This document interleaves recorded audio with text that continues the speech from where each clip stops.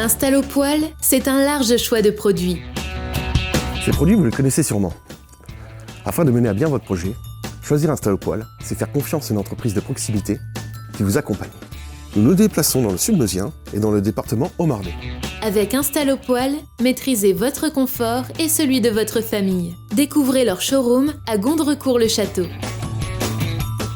Eliane Romani aux côtés d'Alain Cédel pour les élections régionales. La 10e campagne de fouilles archéologiques bientôt ouverte à Saint-Dizier.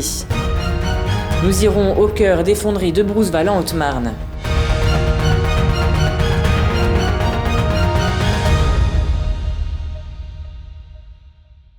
Bonsoir à tous, bienvenue dans votre journal du mardi 18 mai et ouvrons cette édition avec les élections régionales.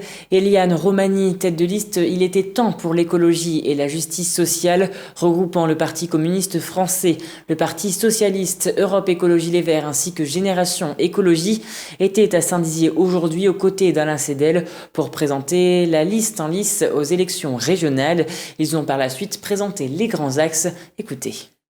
C'est une liste de citoyens engagés pour l'écologie et la justice sociale qui sont de toute la région, de tous âges, de diverses conditions sociales et qui viennent de différents partis politiques, les différents partis politiques de l'écologie politique qui sont rassemblés dès l'été dernier et qui ont trouvé une union avec Alternative Alsacienne, le Parti Socialiste, le Parti Communiste et Nouvelle Donne.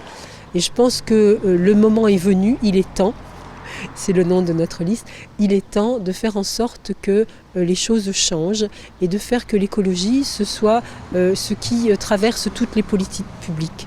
La démocratie participative que nous souhaitons, elle a aussi vocation à redonner la parole aux citoyens, à leur faire en sorte qu'ils retrouvent une place.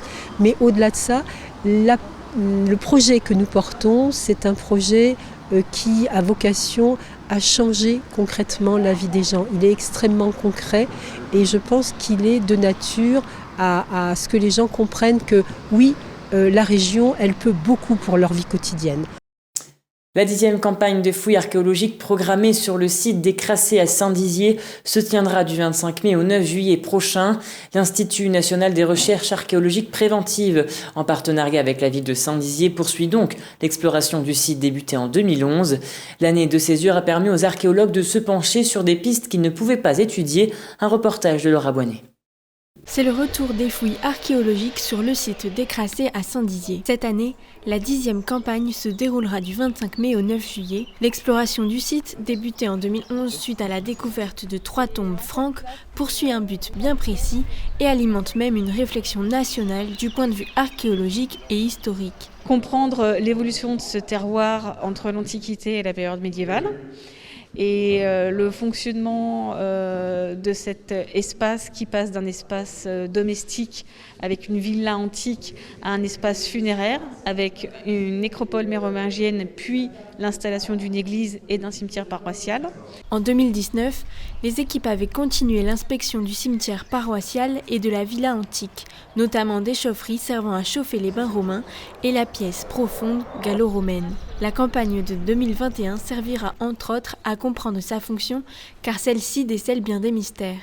Du 1er siècle, cette villa est abandonnée pour la construction d'une deuxième villa, mais cette salle profonde reste accessible. Elle a été réaménagée, probablement à la période médiévale.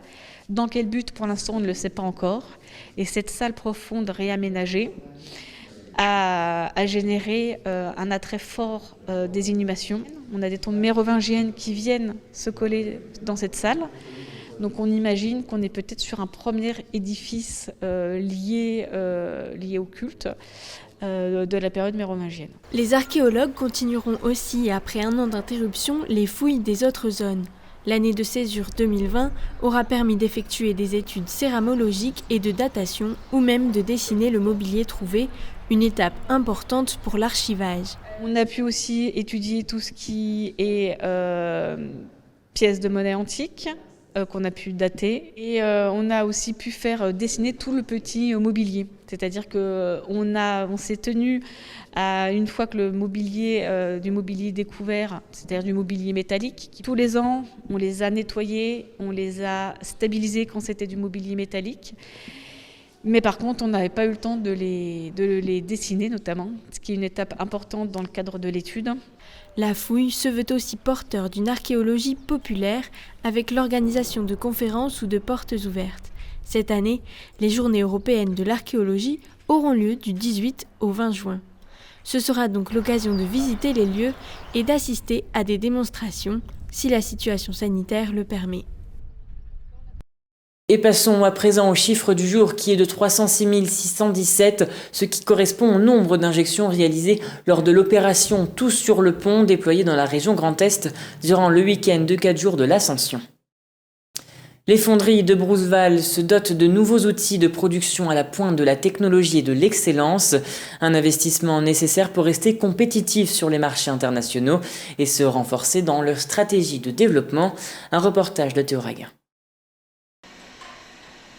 Du minerai de fer en abondance, de nombreux cours d'eau offrant une force motrice aux machines et des forêts fournissant du combustible en grande quantité sont les 3 raisons qui ont fait de la Haute-Marne un territoire majeur de la métallurgie au XIXe siècle.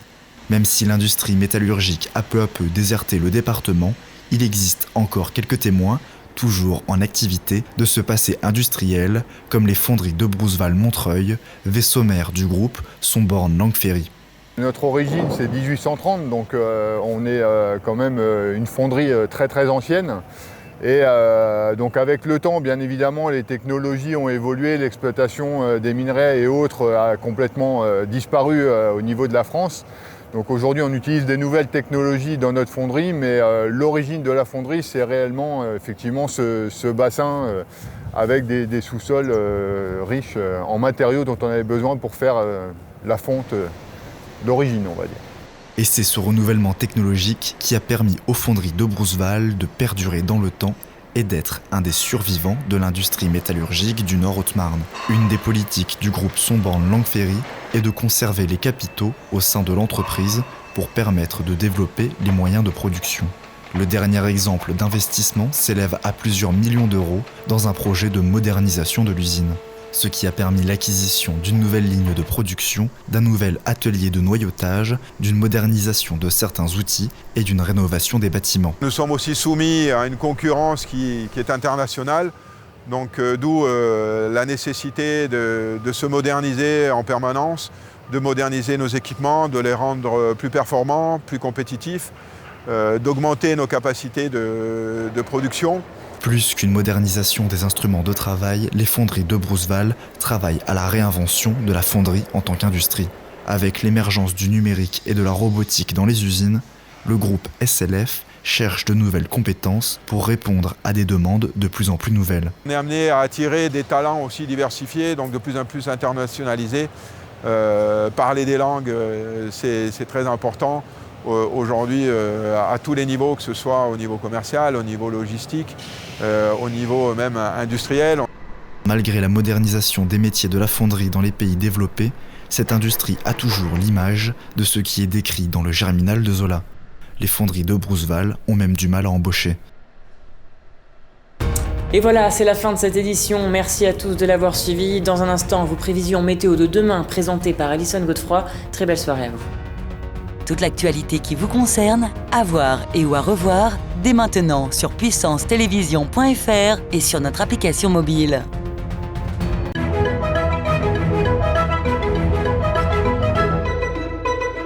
Bonsoir à tous. Pour demain matin, le ciel sera très nuageux avec quelques risques d'orage. Il fera 7 degrés partout. Demain après-midi, aucune évolution, de la pluie et quelques orages. Côté température, il fera 11 degrés à Bar-le-Duc et à Chaumont. Demain mercredi 19 mai, nous fêterons les Célestins et nous gagnerons 3 minutes de soleil. Très bonne soirée avec Puissance Télévision.